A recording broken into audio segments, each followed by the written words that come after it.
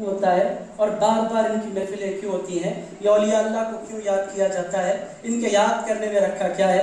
عزیزان گرامی قدر، یہ سوال ہم سے غیر جماعت کے لوگ بار بار پوچھا کرتے ہیں کہ آپ لوگ کثرت سے بیان کیے ہوئے عنوانات کو پھر بیان کرتے ہیں، یہ عنوانات سے آپ تھکتے نہیں ہیں؟ کیوں بار بار اولیاء اللہ کے جلسے ہوتے ہیں؟ کوئی اور عنوان پر بھی جلسہ رکھا جا سکتا ہے، عظمت اولیاء کا جلسہ، شان اولیاء کا جلسہ، عرفان اولیاء کا جلسہ۔ یہی جلسے آپ کی خانقاہوں میں بار بار کیوں ہوتے ہیں؟ یہ اولیاء اللہ ہیں کون؟ ان کا امپورٹنس کیا ہے؟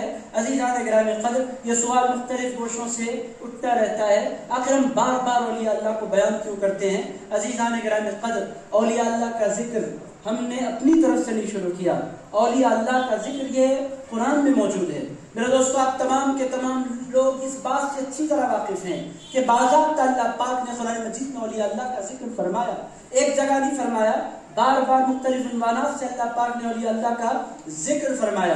عزیزان گرامی قدر، وہ آیت مبارکہ آپ تمام کو یاد ہے، الا ان اولیاء اللہ، یہ تو بیس ہے اولیاء اللہ کے ذکر کا، تمام مسلمانوں کو یاد، تمام سنی مسلمانوں کو یاد، الا ان اولیاء اللہ لا خوف علیہم ولا هم يحزنون۔ عزیزان گرامی قدر، ہم سمجھتے ہیں یہ ایک آیت مبارکہ ہے جس میں اولیاء اللہ کا ذکر ہے، مگر آپ حیرت زدہ ہوں گے، قرآن میں صرف ایک آیت نہیں ہے اولیاء اللہ کے حوالے سے۔ عزیزان گرامی قدر، جہاں صاحب استقامت بندوں کا ذکر ہوتا ہے، ان الذین قالوا ربنا اللہ ثم استقاموا، یہ کون بندے ہیں جنہوں نے اللہ کو اپنا رب کہا پھر اس پر وہ جم گئے؟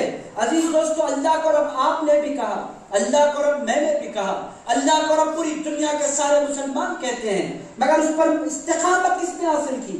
جس نے استقامت حاصل کی انہیں کو اولیاء اللہ کہتے ہیں۔ عزیزان گرامی قدر، ثم استقاموا، پھر وہ اس پر استقامت پذیر ہو گئے، پھر کیا ہوا؟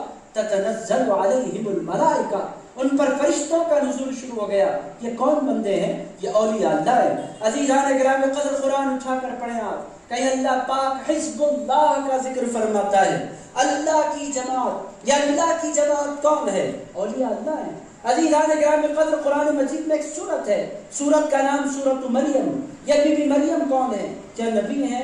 پوری دنیا کے سارے مسلمان جانتے ہیں کہ خلافت اور نبوت اللہ نے عورتوں میں نہیں رکھی، نبی بھی مرد ہوتے ہیں اور خلیفہ بھی مرد ہوتے ہیں، خلافت بھی مردوں میں رکھی گئی، نبوت بھی مردوں میں رکھی گئی۔ پھر اللہ نے ایک خاتون کے نام پر ایک پوری سورت اتار دی، بی بی مریم کے نام پر۔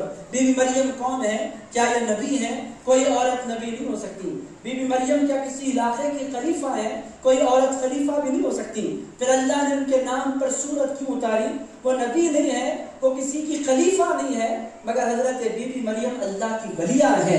تو عزیزان گرامی قدر، ایک ولیہ کے نام پر سورت۔ عزیز دوستو، اگر آپ غور فرمائیں، قرآن مجید کی طرف آپ نگاہ کر کے دیکھیں، سوال کرنے والے ہم سے سوال کرتے ہیں، خانقاہ والوں سے، درگاہ والوں سے، کیا آپ لوگ اولیاء اللہ کا ذکر کرتے ہیں؟ یہ اولیاء اللہ کا ذکر کہیں نہیں لکھا، آپ لوگوں کی اپنی بدعت ہے۔ عزیزان گرامی قدر، یہ بدعت نہیں ہے، یہ تو اللہ کی سنت ہے۔ اللہ نے سورہ مریم اتاری، نہیں وہ عورت ہیں، میں مردوں کا بھی ذکر کرتا ہوں۔ عزیزان گرامی قدر، قرآن کے 21ویں پارے میں ایک سورت ہے، سورہ کا نام ہے سورۃ لقمان۔ آپ تمام لوگ اس نام سے واقف ہیں۔ اس میں نصیحتیں ہیں، ایک باپ نے اپنے بیٹے کو نصیحت کی ہے، اس باپ کا نام لقمان ہے۔ یہ لقمان پیغمبروں میں سے ہے؟ نہیں ہے۔ یہ لقمان رسولوں میں سے ہے؟ نہیں ہے۔ عزیزان گرامی قدر، یہ ہیں کون؟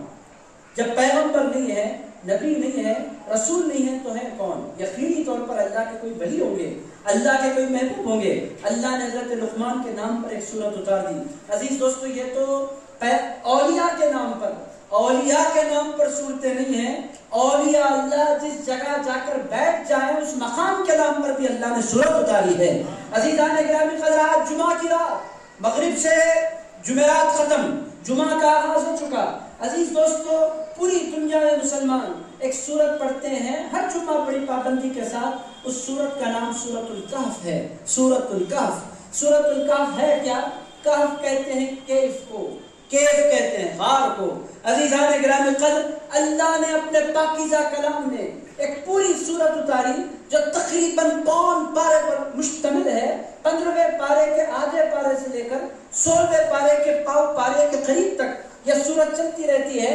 عزیزان گرامی قدر، سورت کا نام کیا ہے؟ الکہف۔ کہف اس سورت کا نام غار. اے اللہ یہ غار میں رکھا کیا ہے؟ غار کے نام پر بھی کوئی صورت ہوتی ہے؟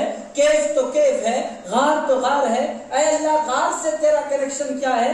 غار کے نام پر تو نے ایک سورت قرآن میں کیوں نازل فرما دی؟